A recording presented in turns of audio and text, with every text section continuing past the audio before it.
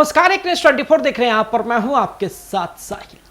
देखिए, आजादी का महीना चल रहा है और बिहार में जो है ना चुनाव भी है और इसी बीच जो है एक ऐसे शख्सियत की एक कहानी आपके सामने प्रस्तुत कर रहे हैं। एक ऐसा व्यक्ति जिसके कारण हजारों करोड़ों अल्पसंख्यक, अनुसूचित, अनुवंचित, शोषित सबके जो है आंखों में खुशी के आंसू आते हैं। उस व्यक्ति को क्यों अपने आंखों में आंसू लेकर के लौटना पड़ा था? आखिर क्यों जो है दो दो बार जो है इलेक्शन में हार का सामना करना पड़ा था? जिसने वोट देने का अधिकार दिया उसी को किसी ने वोट नहीं दिया। सुनकर बड़ा अजीब लगता है, लेकिन जी हां, मैं बात कर रहा हूं एक ऐसे शख्सियत, भारत के संविधान के निर्माता, भाग्य विधाता, स्वर्गीय श्री डॉक्टर भीमराव अंबेडकर जी का। जी हां, जिनको हम बाबा साहब अंबेडकर के नाम से जानते हैं। देखिए, बाबा साहब का नाम जो है ना वो अमर है। बाबा साहब के विचारधारा हमेशा के लिए लोगों की जहन में अमर हो गई है। लेकिन एक बात जो आपके दिल को दहला देगी, एक कहानी जो आपको सुनकर के आंखों में आंसू लाने पर मजबूर कर देगी कि आखिर क्यों संविधान निर्माता वोट देने के अधिकार जिसने दिए उसी को किसी ने वोट नहीं किया। दो बार इलेक्शन हारे, 35 कैंडिडेट खड़ा किए, 30 से ऊपर कैंडिडेट्स को हार का सामना करना पड़ा। क्यों मतभेद हुआ था भारत के सर्वप्रथम प्रधानमंत्री और कानून मंत्री के बीच में? देखिए, हम आपके सामने प्रस्तुत हैं। आजादी का यह महीना चल रहा है और एक वीडियो जो है ना बाबा साहब के लिए डेडिकेटेड। जी हाँ, बिल्कुल शुरू से शुरू करते हैं। देखिए, यह वक्त था 1952 का। जी हाँ, यह वक्त 1951-52 का चल रहा था जब बाबा साहब अंबेडकर जो है पहली बार लोकसभा चुनाव लड़ रहे थे। जी हाँ, बाबा साहब अंबेडकर पहली बार लोकसभा चुनाव लड़ रहे थे और लोकसभा चुनाव में जो है उन्होंने लोकसभा की जो सीट चुनी थी ना वो थी बॉम्बे उत्तरी। जी हाँ, बॉम्बे जिसको आज का मुंबई के नाम से हम लोग जानते हैं, बॉम्बे उत्तरी से जो है बाबा साहब चुनाव लड़ने के लिए ठानते हैं। और पता है आपको उनके ऑपोजिशन में कौन आता है? उनके ऑपोजिशन में आते हैं उन्हीं के पीए जिनका नाम था नारायण काजरोलकर। देखिए, नारायण काजरोलकर, अब आप सोच रहे होंगे कि बाबा साहब अंबेडकर और नारायण काजरोलकर, बहुत लोग नारायण काजरोलकर का नाम नहीं जानते होंगे, लेकिन ये वही शख्स हैं जिसने बाबा साहब अंबेडकर को चुनाव में हराया था। जी हाँ, नाम याद रख लीजिए। ये वही शख्स हैं जिन्होंने बाबा साहब अंबेडकर को चुनाव में हराया था और अपने ही पीए से, अपने ही पर्सनल असिस्टेंट से बाबा साहब चुनाव हार गए थे। देखिए, इससे पहले थोड़ा आपको हम पीछे लेकर के चलते हैं। देखिए, जब आजादी की लड़ाई हुई, जब आजादी के लिए सब लोग संग्राम कर रहे थे, सब लोग अपनी विचारधारा से लड़ रहे थे, साथ ही में बाबा साहब का भी योगदान जो है ना अशोभनीय है। कभी भी बाबा साहब का योगदान जो है कोई भूल नहीं सकता है। बाबा साहब अपने संगठन को भी बनाकर चलते थे। अनुसूचित जाति संघ जो है बाबा साहब ने बनाया था और आजादी में यह भी योगदान दे रही थी।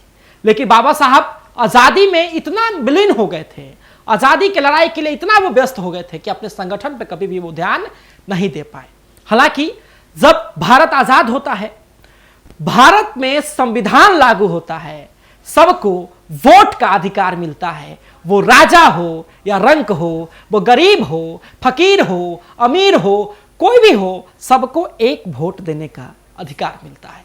जी हां, चाहे वो 10 महले बंगले पर रहने वाला व्यक्ति हो, चाहे वो सड़क पर बैठने वाला व्यक्ति हो, सबको समान अधिकार प्राप्त होता है एक वोट का।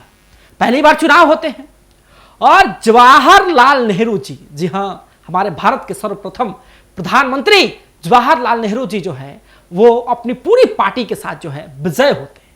और विजय होने के बाद जो है जब सरकार बनती है, प्रधानमंत्री बनते हैं जवाहरलाल नेहरू जी, तो आमंत्रण दिया जाता है कानून मंत्री बनने के लिए बाबा साहब अंबेडकर को। बाबा साहब अंबेडकर भारत के पहले कानून मंत्री जो है बनते हैं, क्योंकि इनके जैसा पारंगत विद्वान व्यक्ति जिन्होंने संविधान लिखा है, उनको कानून मंत्री बनाना जो है भारत के लिए गर्व की बात थी। लेकिन अब एक बात कही जाती है ना कि हो कितने भी सच्चे दोस्त मित्र, हो कितने भी सच्चे सहयोगी सहपाठी, लेकिन अनबन तो विचारों को लेकर होता ही है। देखिए, बाबा साहब अंबेडकर और बिल्कुल जो भारत के सर्वप्रथम प्रधानमंत्री थे, उनकी विचारों आपस में मैच नहीं करती थी। जी हां, यही सबसे बड़ा कारण रहा है। देखिए, ये बात माननी पड़ेगी कि स्पष्ट तरीके से कि बाबा साहब अंबेडकर ने छोट लोगों को अधिकार दिया। जी हां, जिनको जातीय विवेचना का सामना करना पड़ता था, जिनको छुआछूत का सामना करना पड़ता था, कई तरह के पीड़ा, प्रताड़ना, भेदभाव देखना पड़ता था, उनको उन्होंने अधिकार दिलवाया। SC/ST एक्ट से लेकर के कई तमाम तरीके की चीजें, रिजर्वेशन तक, जिसको बाबा साहब ने दिलवाया। लेकिन यही किसी भी प्रकार के रिजर्वेशन के खिलाफ अगर कोई व्यक्ति था तो वो व्यक्ति थे भारत के सर्वप्रथम प्रधानमंत्री। और ये मैं नहीं कहता, ये इतिहास के कई पन्ने कहते हैं कि किसी भी प्रकार के आरक्षण के पक्ष में नहीं थे भारत के सर्वप्रथम प्रधानमंत्री। जी हां, जवाहरलाल नेहरू।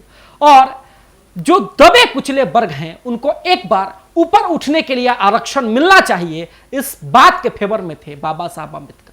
बस इसी चीज को लेकर के उनकी विचारधारा मैच नहीं करती है और बाबा साहब अंबेडकर एक पत्र लिखते हैं और अपने मंत्रिमंडल से मंत्री पद का त्याग कर देते हैं। हो गया कॉन्फ्लिक्ट भारत के सर्वप्रथम प्रधानमंत्री और कानून मंत्री के बीच।